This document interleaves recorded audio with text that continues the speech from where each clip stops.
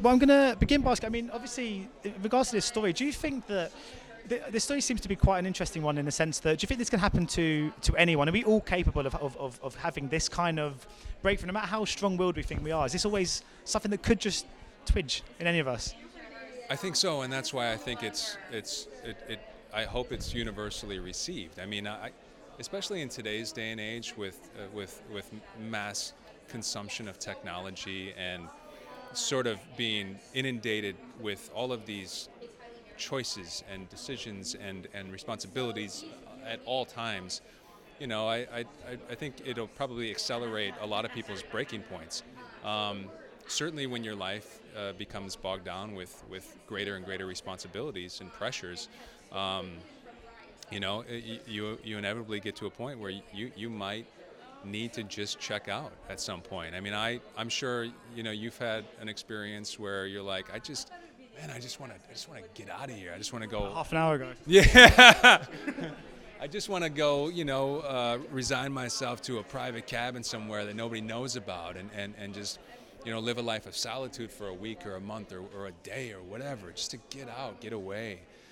So I think everybody is capable of feeling that, and it's whether or not you actually act on that impulse. And we explore what happens when someone does act on that impulse.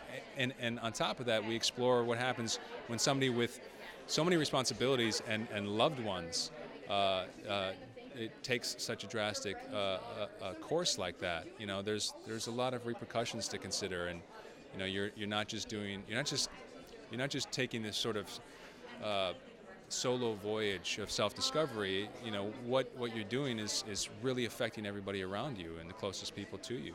Yeah. So that's something you tapped into with this particular character, because am I right in thinking you play a lawyer? And I think, yeah, I mean, lawyers, I mean, they're talking about sort of social responsibility. They've got one of the kind of hardest jobs in the world. I mean, that must have been quite, do you think in a film like this, where, because that's such a core theme, were you, even though your character's not the one who goes through this, were you tapping into those kind of fears within him when portraying him? Portraying my character? You know, my character is something altogether different in this film. I think my character is more of the type of guy who's at a point in his life where he's like, let me seize the opportunity. Let me capitalize on in particular in the film, you know, in the wake of Howard's absence.